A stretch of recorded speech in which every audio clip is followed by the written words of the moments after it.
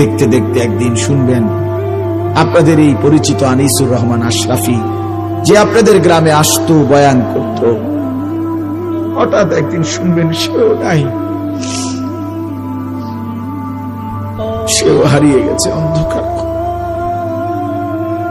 এটাই বাস্তবতা, এটাই চিরসত্য। এতটা চির বাস্তবতায় আমরা ভুলে যাই কেমনে। ভাই, যুবক ভাই, নামাজ না পড়ে কেমনে থাকো? মুসলমানের বাচ্চা তুমি, তুমি হিন্দুর সন্তান না, তুমি ইহুদির বাচ্চা না, তুমি খ্রিস্টানের বাচ্চা। কেমনে নামাজ না পড়ে, কি দেখতে দেখতে, কি করতে করতে জীবনটা, দিনটা, রাতটা শেষ করে দিল। আহারে আফসুস, আমার বড় আফসুস লাগে। একটা সুস্থ সবল 16 বছরের, 14 বছরের, 18 বছরের ছেলে মেয়ে কি কারণে, কি বুঝে একটা সেজদা দেয় না, এক ওয়াক্ত নামাজ পড়ে না? আরে বোকা রে, তুই কেমনে এত বোকা হই? কি কারণ দেখতে পারে? কি অতিরিক্তটা তুমি পেয়ে গেলা? কি এমন সুখ পাইলা, কি এমন স্বাদ পাইলা, কি এমন আনন্দ আর মজা পাইলা যাতে আমরা কেউ পাইলাম না? যে মজার, যে সুখের জন্য তুমি তোমার আল্লাহকে ভুলে গেলা, একটা সেজদা দিলা না, এক ওয়াক্ত নামাজ পড়লা না। আরে জানোয়ার, তুই কেমনে ঘুমাইবি? জানোয়ার, এই হাইওয়ান, কেমনে ঘুমাইবি? আরে নাফরমান, কেমনে ঘুমাইবি?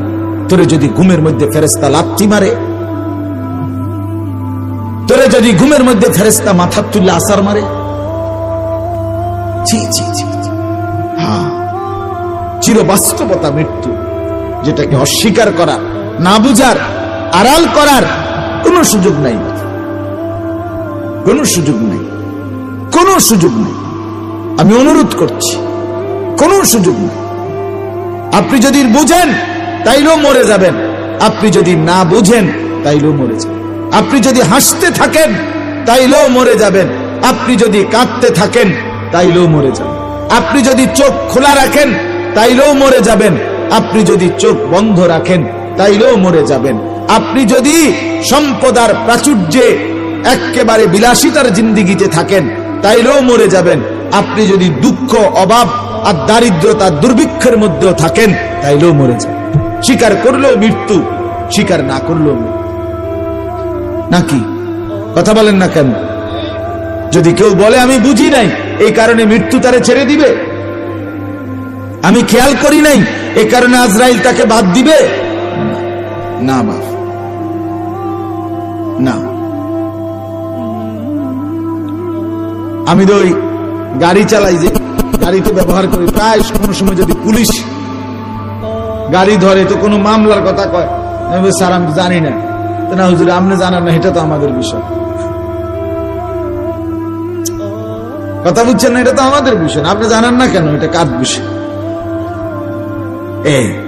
তাহলে মালাকুল মউত আজরাইল, মৃত্যু আমাদেরকে থামায় দিবে। আজকে সকালবেলা ভোর 6টায় ফজরের জামাতের ওয়াক্তে আমার আপন জ্যাঠা ইন্তেকাল করছে, আমার আপন জ্যাঠা ইন্তেকাল করছে। আমি যখন ফজরের নামাজের সালাম ফিরাইছি মসজিদ, তখনই শুনছি, এর একটু পরেই আমার কাছে খবর আসছে।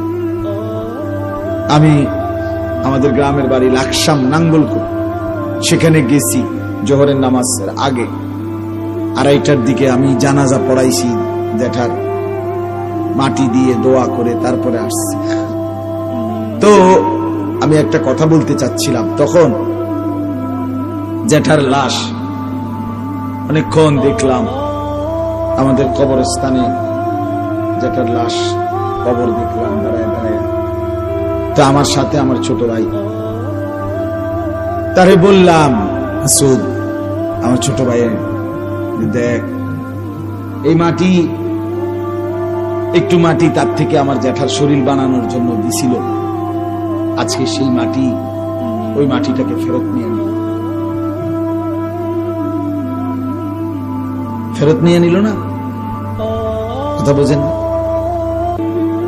আল্লাহ তাআলা যেন বলছিল মাটিকে যে আমাকে একটু মাটি দাও, আমি আনিস নামে আমার এই বান্দাকে বানাবো। আল্লাহ তাআলা যেন বলছে, ঠিক আছে মাওলা, নেন, আমার মাটি আবার আমাকে ফেরত দিয়ে। তো ঠিকই এই কবরে রাখলে কিছুদিন পরে তো মাটি হয়ে যাবে, তার মানে মাটি তার নিজের মাটি নিয়ে নিল। এই জন্য বাপ, আজ আমি এটা খুব বুঝলাম যে মাটি তার 1 ইঞ্চি মাটি ছেড়ে দেয় না। এই পৃথিবীর সমস্ত মানুষের জন্য যে মাটিগুলো সে দিছে, সেই মাটিগুলো সে সময়ের ব্যবধানে পর্যায়ক্রমে আবার নিয়ে নিচ্ছে, আবার নিয়ে নিচ্ছে। আমার ছোট ভাই আমারে বলতেছে, আমাদের যে কবরস্থানটা, এইখানে আমার দাদার কবর, এর সাথে আমার দাদির কবর, আমার বাপ চাচারা 3জন এই পর্যন্ত ইন্তেকাল করছে। আমার 3 নাম্বার চাচার কবরের পরে আমার আব্বা, এরপরে আমার বাবার কবর, আর দাদির পায়ের কাছে আজকে জেঠার কবর। তা আমার ছোট ভাই কানতে কানতে কইতেছে, ভাইয়া দেখেন ভাই, দাদা দাদি মানে মা বাপ, এরা তাদের সন্তানদেরকে আবার মাটির নিচে কোলের কাছে নিয়ে,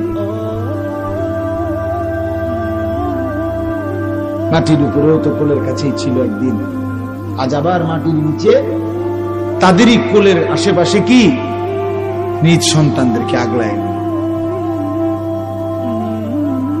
গত বৃহস্পতিবার রাতে 1টা-1:30 বাজে, 1:30টার পর আমি আমার দেশেই আমার মাহফিল ছিল, জ্যাঠা অসুস্থ ছিলেন, বিছানায় শয্যাশায়ী আজকে 3-4 মাস।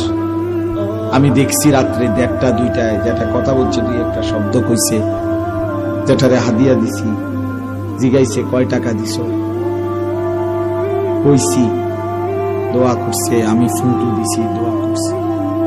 আজকে গিয়ে দেখি তাকায় রইলাম আমার সেই জলজ্জান্ত জ্যাঠা, যে হাত নাড়তো, কথা বলতো, চোখ খুলতো, সে একদম স্তব্ধ। কি আশ্চর্য বিষয়! আরে বাপ, যুবক ভাই, এটা বুঝতে শেখো দোস্ত।